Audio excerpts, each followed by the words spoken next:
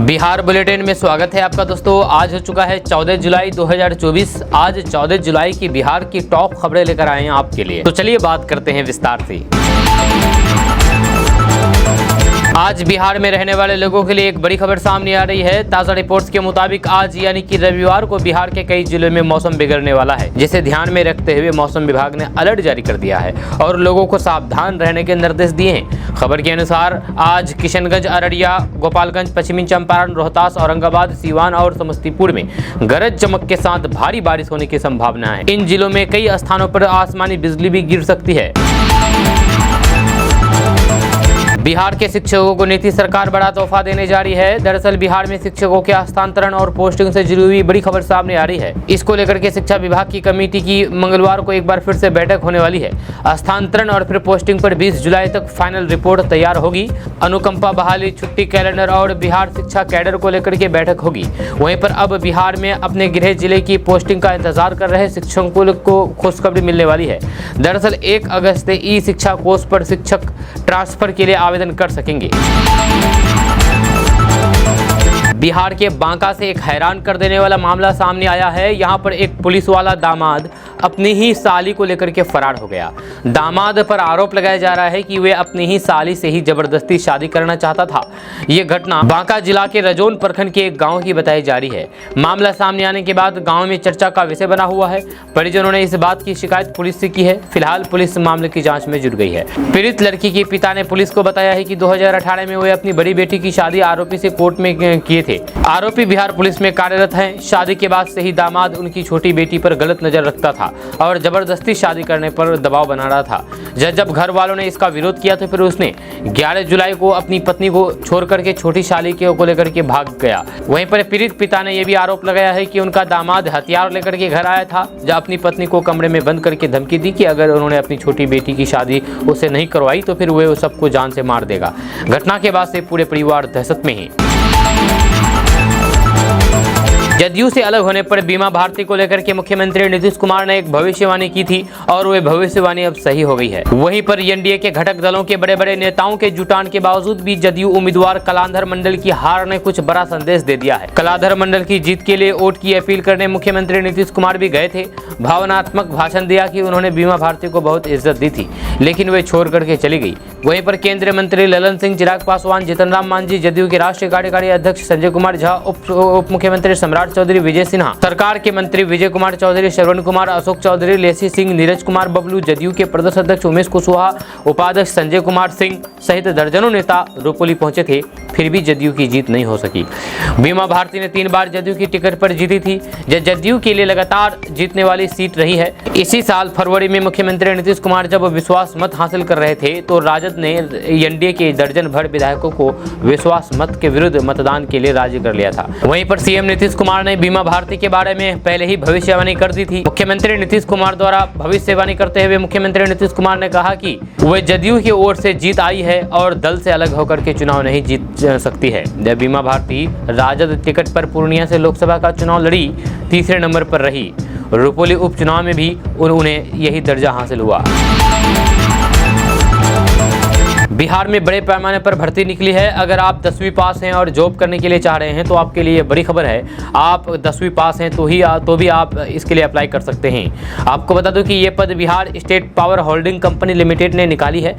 इनके तहत 2610 अलग अलग पदों पर कैंडिडेट्स की भर्ती होगी। अगर आप आवेदन करना चाहते हैं तो इसके लिए ऑनलाइन आवेदन आप कर सकते हैं। ऐसा करने के लिए Bihar state power holding company limited की आधिकारिक वेबसाइट पर जाए। वेबसाइट है www.bspHCL.co.in। ये पद assistant executive engineer, store assistant, junior clerk, technician grade 3, junior electrical engineer वगैरह है। आवेदन करने की योग्यता और फिर आयु सीमा पद के मुताबिक है और अलग अलग है। जब मोटे तौर पर संबंधित फील्ड में BE BTech किए उम्मीदवार और कुछ पदों के लिए 10वीं पास उम्मीदवार अप्लाई कर सकते हैं। आवेदन करने के लिए कैंडिडेट को 1500 रुपये शुल्क देना होगा। बिहार के लखीसराय से दिल छू लेने वाली खबर सामने आई है। यहां पर शहीद सब इंस्पेक्टर रोशन कुमार की बहन की शादी में सीआरपीएफ जवान पहुंचे और भाई का पूरा फर्ज निभाया। इस पल को जिसने भी देखा उसकी आंखें नम हो गई। सभी रोशन कुमार को याद करके सिसक रहे थे। इसको लेकर के सोशल मीडिया पर एक वीडियो भी वायरल हो रहा है, जिसमें जवान शहीद की बहन को वरमाला के लिए स्टेज पर ले जाते हुए दिखाई दे रहे हैं। इस शादी को लेकर के गाँव से लेकर के सोशल मीडिया पर भी चर्चा हो रही है। गाँव वालों का कहना है कि उनको तो यकीन नहीं हो रहा है कि शहीद रोशन कुमार की बहन की शादी के दिन सीआरपीएफ के जवान गांव में पहुंचे और भाई की जिम्मेदारी निभाई।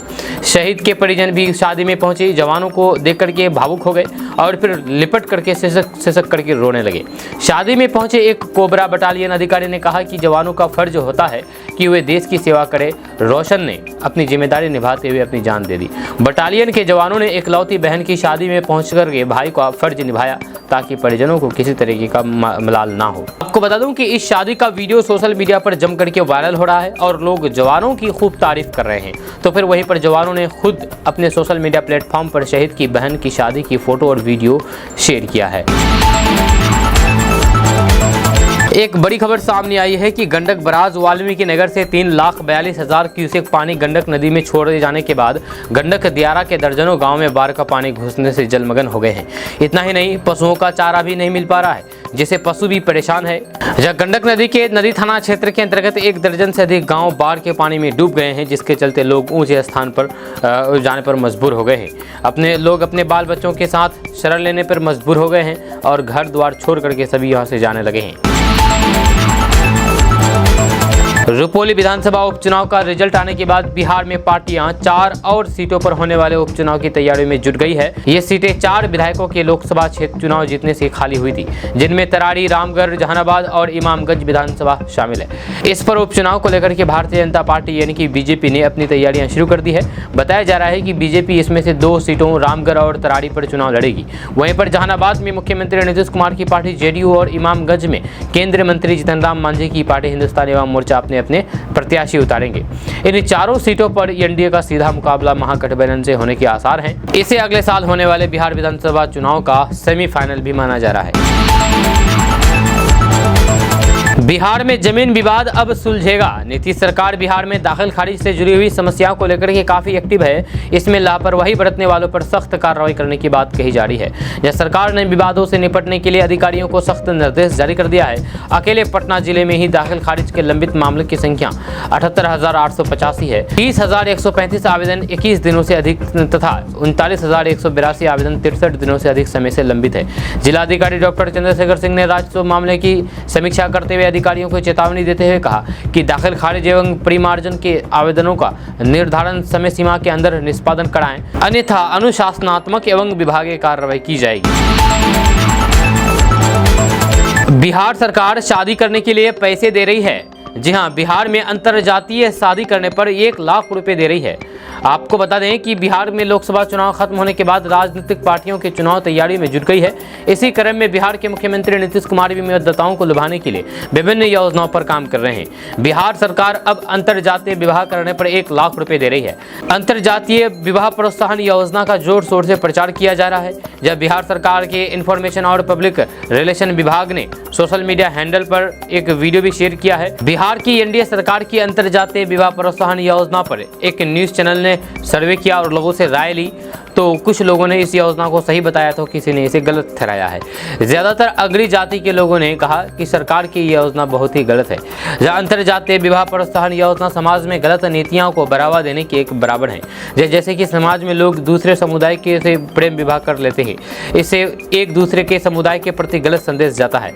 अब सरकार ने ऐसी योजना ला दी है जिसमें बालिग युवक युवती अंतरजातीय विवाह करेंगे और 1 लाख रुपए पाएंगे। जहाँ ऐसे में प्रेम विवाह को बढ़ावा मिलेगा। जब कुछ समुदाय के लोगों ने कहा कि इस योजना का मकसद समाज में जाति को लेकर के नफरत के माहौल को खत्म करना है। जहाँ ऐसा करने से लोगों के बीच जो एक जात की दीवार बनी हुई है वो टूटेगी।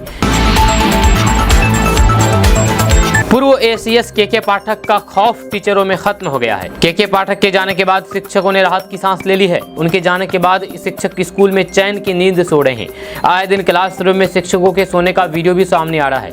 जब पहले एक टीचर के क्लासरूम में सोने का वीडियो सामने आया था, अब एक ही क्लास में 3 शिक्षिका के सोने का वीडियो भी वायरल हो रहा है।